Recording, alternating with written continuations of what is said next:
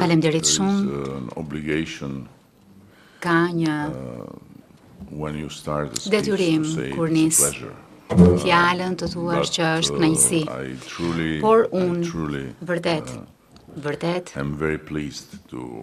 kam shumë kënaqësi që gjendem sot këtu së bashku me presidentin e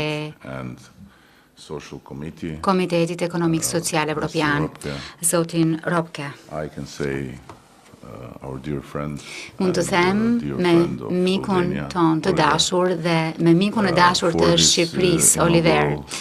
Të gjendem këtu për këtë takim çelës të këtij komiteti të përbashkët këshillimor midis Shqipërisë dhe midis Komitetit Social Ekonomik Evropian. Ne e vlerësojmë këtë veçanërisht sepse fal mënyrës së hapur e gatishmërisë së presidentit dhe ekipit të tij jemi mirëpritur brenda kështjellës së Brukselit si të barabartë dhe madje na është dhënë mundësia për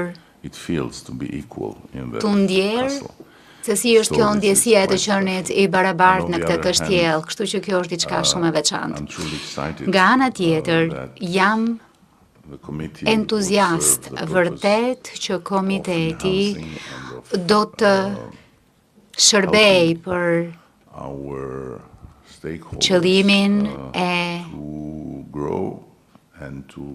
ndihmës për qëllimin që të nxit aktorët tanë të rriten dhe që të bënë një pjesë e rëndësishme e antarësisë së Shqipërisë dhe pjesëmarrjes së Shqipërisë në jetën e familjes evropiane si antare e barabartë shpejt, shpresoj dhe dëshiroj. Ka qenë një rrugë e gjatë, siç u përmend me elegancë nga presidenti, me shumë situata ku e gjetëm veten të mbërthyer.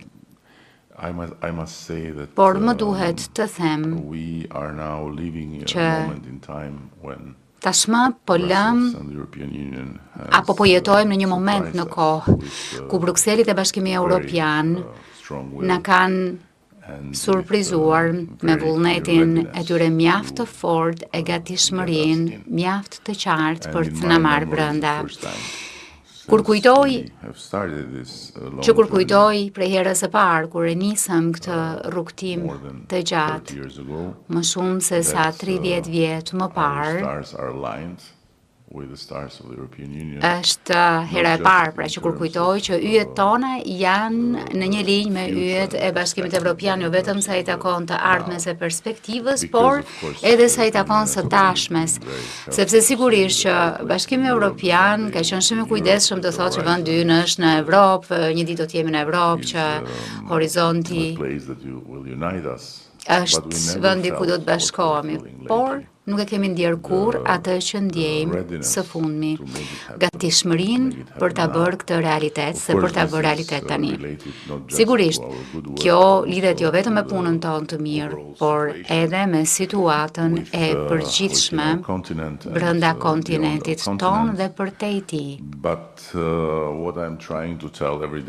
Por ajo çfarë përpiqem t'ju them çdo ditë bashkëpunëtorëve të mi dhe njerëzve është që dera është hapur. Duhet të përfitojmë nga ky shans dhe të bëjmë maksimumin për të qenë brenda kur kjo derë të mbyllet sërish, sepse ne e dimë se si funksionon. Kështjella hap dyert dhe pastaj mbyll dyert. Dhe ka nga ata që kanë qenë më të shpejtë që kanë hyrë dhe e kanë gjetur brenda veten kur dera është mbyllur dhe ata që kanë mbetur jashtë. Ka shumë njerëz që sot përpiqen të thonë që nuk do të ndodhë dhe që ajo çfarë Po përpiqemi t'ju themi që duhet të mobilizohemi, duhet të bëjmë më të mirën për t'i vënë të gjitha energjitë në këtë drejtim. Është thjesht një iluzion, thon, apo është propagandë, apo ku e di unë se çfarë, sepse nuk ka ndodhur në 12 vjet.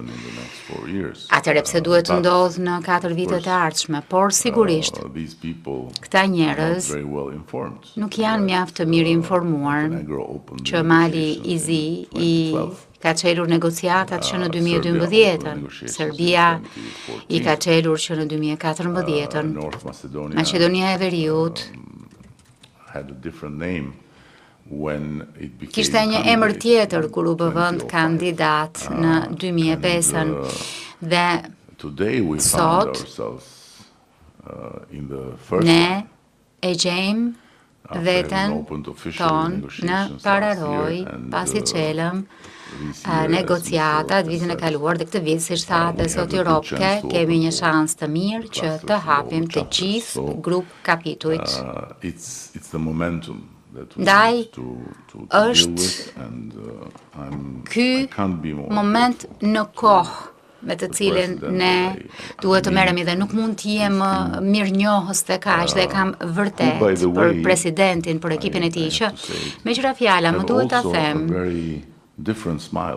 kanë edhe një buzëqeshje krejt ndryshe nga buzëqeshja tipike zyrtare e Brukselit, është ndryshe. Ndoshta sepse punojnë me pjesën më të lirë të shoqërisë evropiane, që është shoqëria civile, sindikata. Duhet të jetë shumë interesante që të jesh një sindikalist, sepse ke shansin të thuash çdo gjë të keqe për qeverinë, por në fakt nuk e ke për detyrë që të ndreshësh asgjë që qeveria ka për detyrë të ndreshur. Do doja të isha një sindikalist dhe jam I sigurt që do të isha dhimbja më e madhe e kokës e qeverisë që drejtohet me unë. Megjithatë, I really want to conclude by saying that President Ropke is one of Albania's dearest friends. Se presidenti Ropke është një prej miqve më të dashur të Shqipërisë, e kolegëve, e po kështu është jam I sigurt fati më I mirë që na ka rënë, sepse ai shpejt do të zëvendësohet, por ajo çfarë ka ndërtuar shpresoj që nuk do të shkatërrohet, por do të shërbejë si një themel për të ndërtuar më tej. Dhe rrugtimi ynë është një rrugtim të cilin e konsiderojmë si një bekim unik, e që vjen me faktin që jemi në zemër të Europës, e që mund të shfrytëzojmë të gjitha njohuritë e instrumentet e Bashkimit Evropian për të punuar dhe për të siguruar që të jetojmë një transformim të thellë. E them gjithmonë që kur kthehesh në të shkuarën e Shqipërisë dhe përpiqesh të gjesh